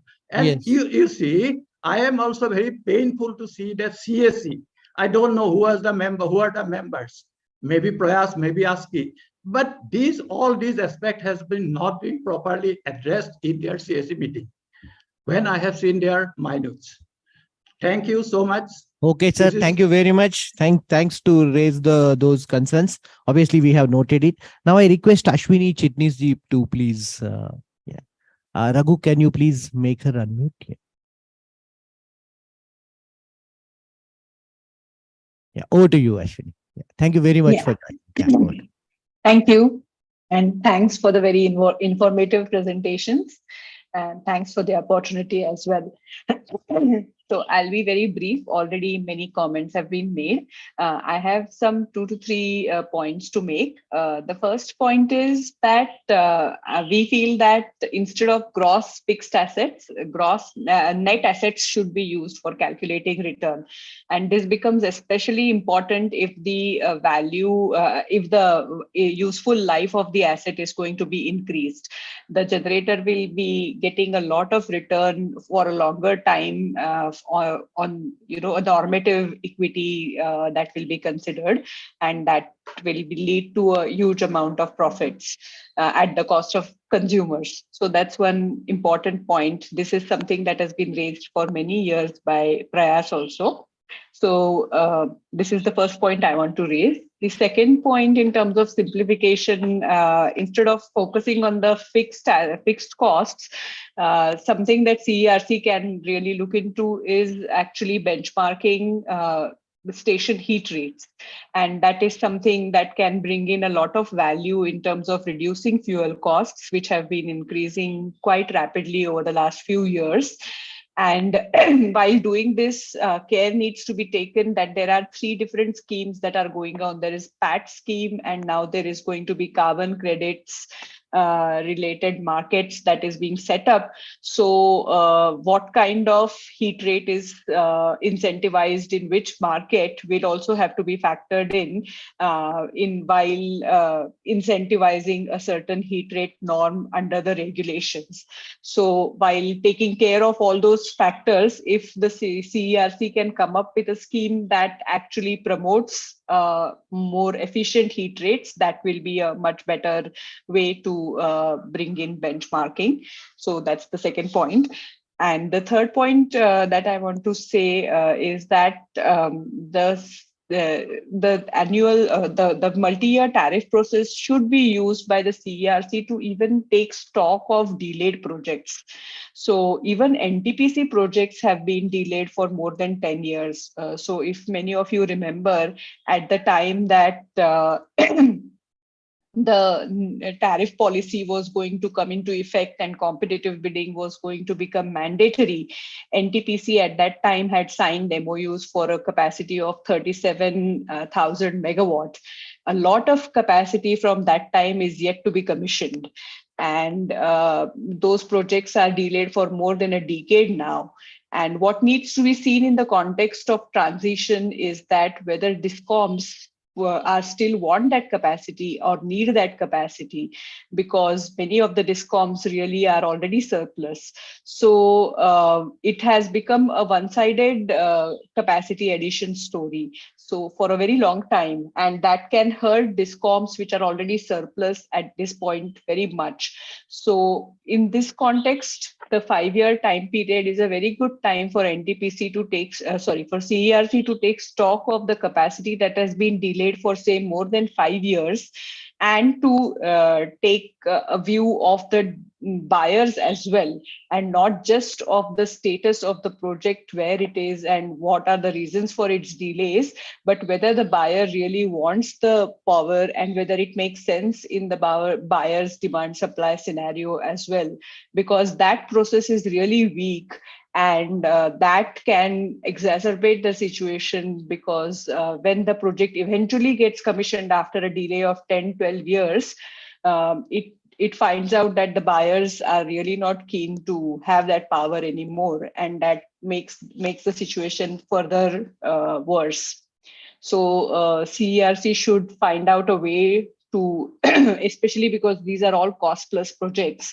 So there needs to be a process for deliberating these projects and whether they are needed, and if they are needed from a system point of view, who should bear these costs and in what manner. There needs to be broader public consultation on these issues. So these are some wider points that I just wanted to raise. Thanks once again for the very informative discussion. Thanks, Ashwini, for raising valid points also, though it is like GFA versus GNA and benchmarking station heat rate, as well as the delayed projects in MYT and the carbon trading and then efficiency to bring in. So valid points, I think we all noted those points. Now I request Indranil Chatterjee ji, if you can please put your points. I request Raghu to please unmute him. Mr. Shivakumar Ramaswamy ji, I will come back to you after Indranil. Yeah. Thank you. I will be brief, and thanks once again for all the comprehensive and erudite points that we have received. I would just make 2-3 points. First is that in context of operation norm, PLF, and station hit rates, etc., one should also bear in mind that indeed it is increasing. The demand is increasing with respect to last couple of years, but those were, or last 3 years, were aberration due to COVID and pandemic. The benchmarking should be with respect to years before that, and also to factor in the fact that with sufficient or increasing renewable integrations, the PLFs are bound to suffer.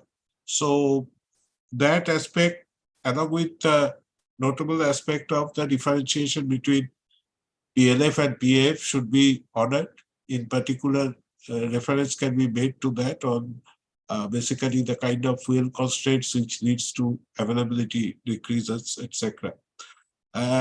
Heat rate, etc., benchmarking may be seen on this basis. The second point, again, maybe on the thermal side only, that is with respect to the as billed versus as received head values and all. I think last year there was a report of the FOR which has also increasingly laid emphasis on basically the kind of leeways that a generator or an embedded generation of a DISCOM or anybody can have with respect to railways and things like that, and clearly laid down some of the need for regulators on those sites as well. And CERC very judiciously has come to the point of an as received basis of here. The real difference here is just not only great slippage, but also significant moisture corrections which takes place, and this should not be lost sight of. I think with these things, it would be equitable if we go on getting this thing have a relook. The third thing is, of course, even in, I recall 1999 or 2003, CERC have made some CAPM-based models which then were never put into use. True, it may not be a very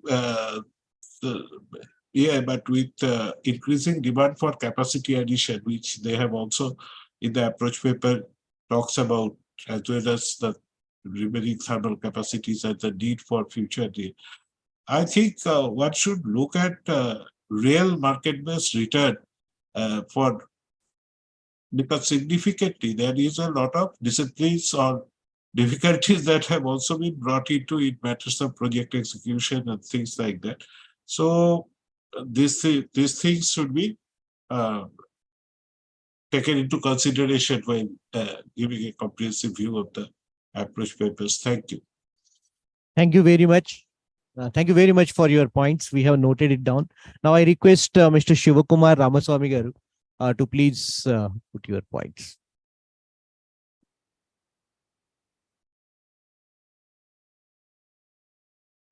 Shivakumar Ramaswamy.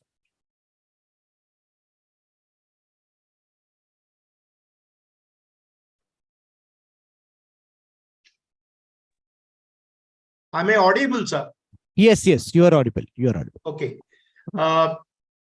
I'm taking reference of what has been referred as approach 2 in page 9. I have 2 points to make there. In the energy charge, the lady has already said that I am only reconfirming as a consumer because we are facing it almost regularly. In the energy charge, besides fuel cost and GCV, I think a more important point for we consumers who are finally holding the can is SHR. What we are noticing is in the FCA fuel cost adjustment provisions, somehow that is getting obfuscated. Regulations apart, they are supposed to give every detail, but they don't. the distribution companies, for various reasons, do not give, and somehow the regulation. Hello. You are audible. You are audible, sir. Okay. Please go ahead. The photograph has gone completely. Yes, there might be some kind of. Okay. Somebody is attempting to see who the person is. Okay. Please go ahead. Please go ahead. Okay, but still, I need to see, Okay, let me try.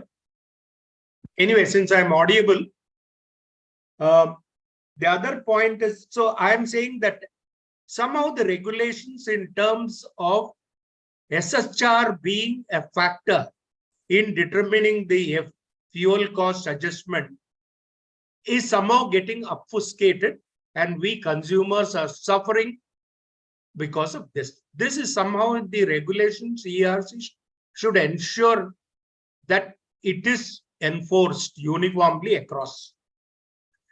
The second is in the transmission sector, this point has already been pointed out by another gentleman. Nevertheless, I wish to say that in the MYT true-ups, we have noted that in the O&M, this is hidden, the salaries and wages. And I do not know, I hold a contrary opinion. We have noticed that it is salaries and wages have jumped to the extent of something like 70% of the O&M. This is a totally an unsustainable situation. And there has to be somehow a fixation that not beyond this. Last year, when we pointed out, they quoted some Supreme Court judgments, etc., and somehow we were silenced. But the point is, there has to be a limit and norm on what the wages and salaries and the administrative costs can be in the O&M. This is something that taking into account the cost of power finally today for consumers, this has to be taken into account. And my observation now is on controllable and uncontrollable. I regret to state that some of the ERCs, contrary to what has been provided, have made now a revenue as a part of true-up. That is, if they make a bad forecast, the distribution companies, and they don't reach that forecasted quantity of sale, the revenue loss is slapped on to the consumers. Whereas when they want a deviation settlement, they talk in terms of point something percentage. I think this is a totally an unfair situation wherein the consumer is in any case having so many true-ups to face. If he is also to face a true-up on account of targets, revenue targets not being reached, I think regulation itself can be just removed. It's a laissez-faire then. There has to be a CERC regulation which prevents state regulating agencies from making changes on what is controllable and what is uncontrollable. What has been laid down has been pretty good, but the inclusion of revenue true-up is bordering absurdity. And my last point on this coal price, even today, almost about 70% of all energy supplied is thermal. Coal cost variance is a very, very important variant, which is resulting in fuel cost increase. We have no issue being in the commercial world. Cost of essential raw material going up is to be regulated. we have no issue on that. It has to be a pass-through, yes. The question is the transparency in the whole process. In this, I want to say, why are coal companies still a holy cow? Why are they not under regulation?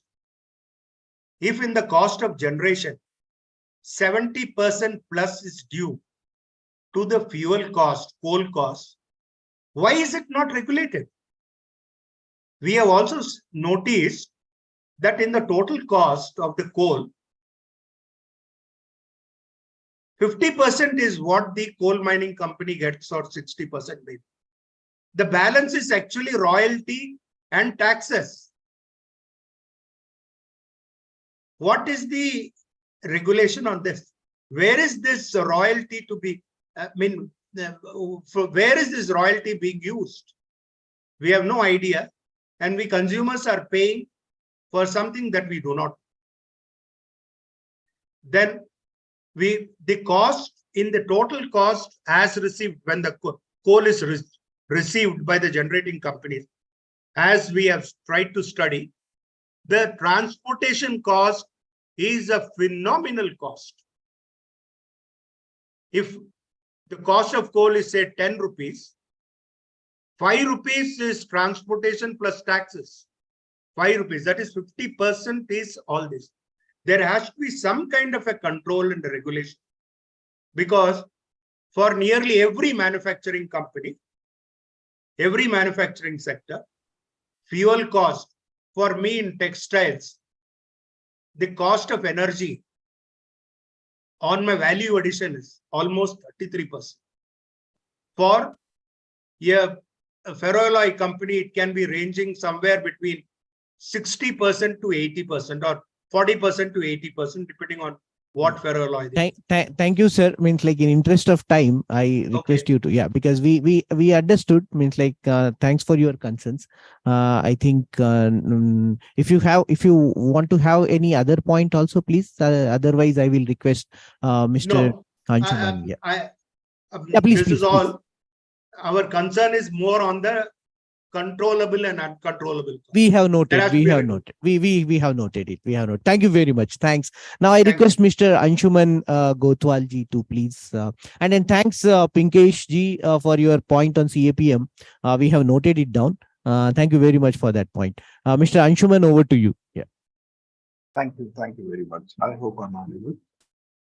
So a great Request deal has already you to been. please. Because like it's almost like 5:30, we are sitting here, so please be in a brief. I'll be very brief with my over to you. And very specific.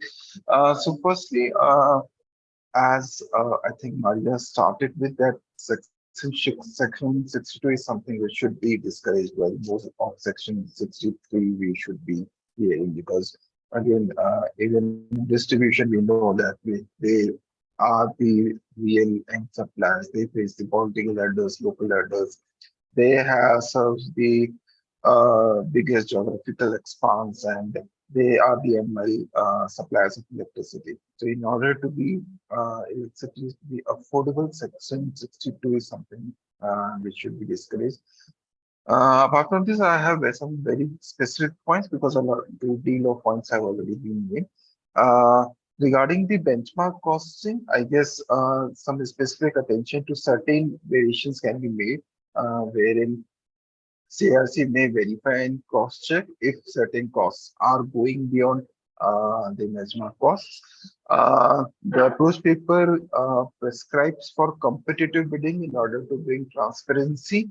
I suggest there can be a threshold so that things like some geological investigations or some kind of testing, which of some 10 lakh or 20 lakh don't require bidding and all those kind of processes. It has given two options for computation of IDC for the delayed, condoned delayed part, basically. And I really strongly suggest the option 1, that is the pro rata calculation of IDC of the condoned delay from scheduled commercial operation date as should be considered. And Thereafter, price variation, I again suggest that pro rata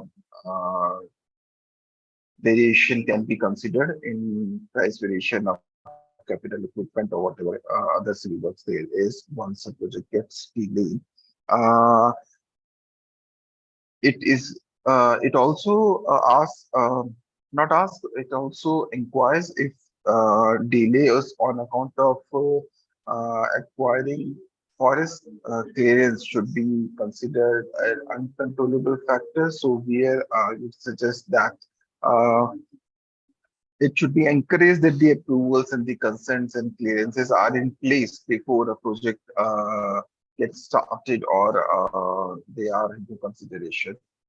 Because these things sometimes can take a lot of time and the IDC can really go down. Regarding ROE, again, uh, the return on equity should is something where the scheduled completion, where there's no delay, there can be some sort of incentivization, and the delay can be disincentivized. But I agree with Hemant sir that the return on equity already is with respect to market rates, it's already quite decent. Um, it has suggested that the depreciation and the tariff loading in the initial 12 years can be expanded, and the depreciation, the higher depreciation as the companies claim in initial years. And the loan period now is 15 to 18 years, while the company's in tariff computation is still considered it as 12 years. So the tariff loading can be spread out more equitably across 18 to 20 years by changing these parameters. And GCV, as it has been said, currently the generation company has no role to play in safety or the quality of coal that is being given to it. So it should be taken on as-built basis. Finally, the approach paper also calls for computation of decommissioning costs on account of balance depreciation, etc., that the generation company might be having, while uh, and whether it can be compensated through salvage value. I think a more detailed, comprehensive discussion on these decommissioning costs is required because uh, it will entail remediation of the site which has gone into, and it might obviously be involved some sort of dismantling, demolition, and those kind of things as well. So a more broader, holistic, and detailed look has to be given to this particular decommissioning cost aspect. That's it from my end. Thank you. Thank you, Anshumanji. I thank Chief Engineer, Maharashtra State Power Generation Corporation Limited also for his comment. We have noted, sir. If you have any other comment also, you can speak here. Otherwise, you can send those comments to Siddharth, Professor Siddharth. He has just now he had shared his email ID in chat box. So all the comments you can share it with us during next 2-3 days, because last date of submission of all these comments to CERC is 31st of this month, and there is like 1 week we can actually collect all this information, prepare those comments, and then submit. But before we close, Deepak Kumar sir wants to have one more comment, and then I request you to please go. Thank you, sir. Yeah. You also I want to add, we will come back to you, sir, once. Thank you, sir. I just want to say two things. That daily peak may be linked with the market, the way it is linked with deviation settlement in the deviation settlement mechanism. That peak period may be as per that market linked. It may be mid market linked. The another suggestion would be regarding depreciation rate. It has been said here that initial depreciation rate should be lower, but nothing has been confirmly said about this. That it is just as a guideline that generators should be charging less depreciation in initial years, but it should be concrete. Thank you, sir. Yeah, we agree there should be some reference. Now I request Ramanaya Settigar. Yeah, please.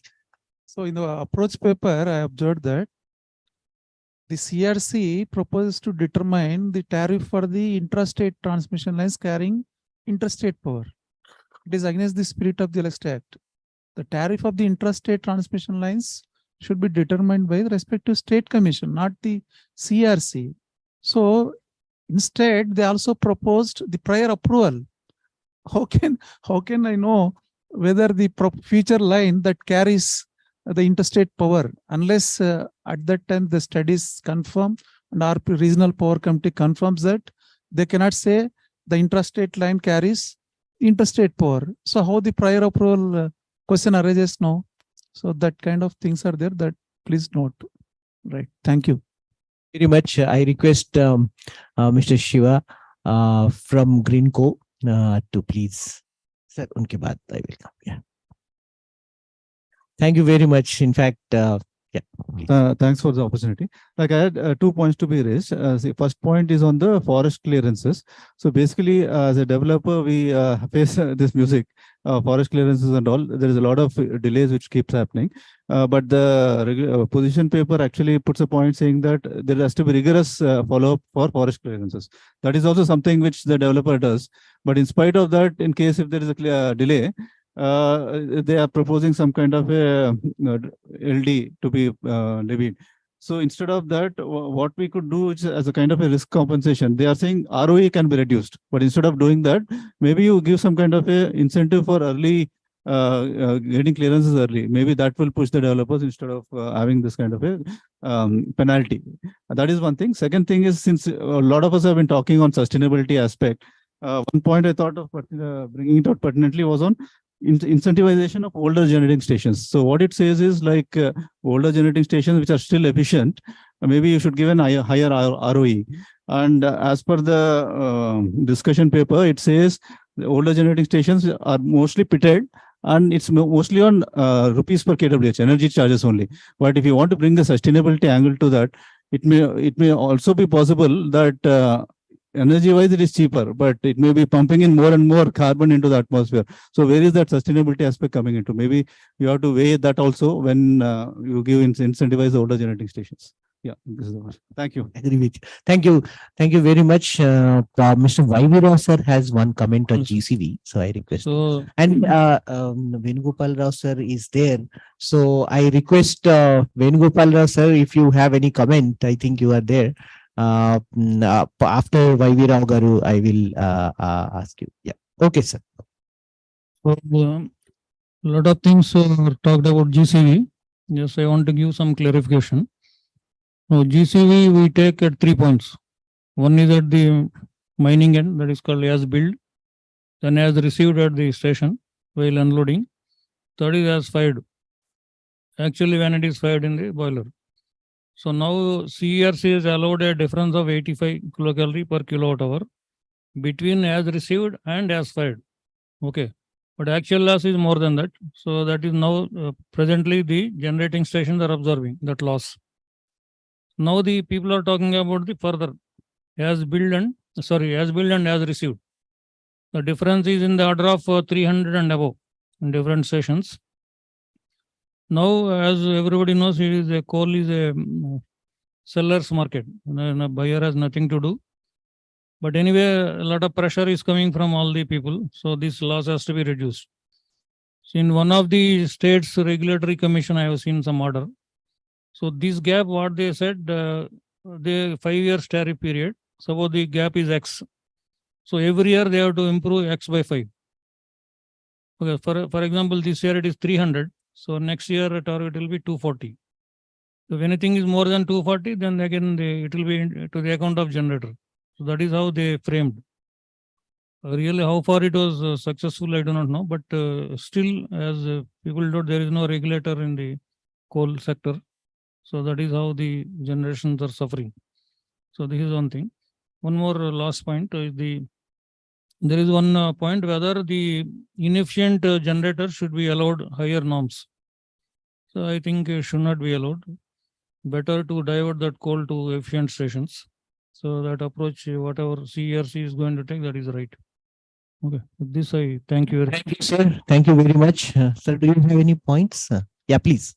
Sir, Venugopal Rao, sir, I will come back to you. Just, yeah, Sharma garu. Yeah. Good afternoon, sir. See, this is not very directly related to tariff coexisting, but it has got an impact on the financial burden of the distribution companies. So now, whenever a generator doesn't supply as per his scheduling, he is being penalized. But in the case of RE, up to 30% he has been exonerated. Whatever his scheduling is doing, it is being considered as correct up to 70%. And that part of penal charges are being levied on distribution companies or beneficiaries. They are not at fault. Needlessly, they are paying for somebody's fault. So that can be reduced because in California and other places, they have found out a method by which they are reducing this difference in scheduling and actual thing to only a single digit, not allowing 30% or 40%. So that can be reduced so that the financial burden on distribution companies will be coming. These are my points. Thank you, sir. Thank you very much. Now I request Venugopal Rao, sir, to please. Raghu, can you unmute him? Yeah. Yes, sir. Yeah. Sir, I think your mic is, you are not audible.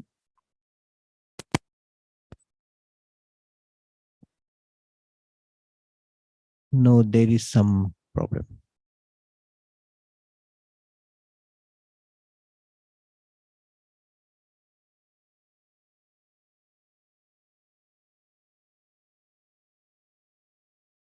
Sir, I think there is some technical glitch. Yeah.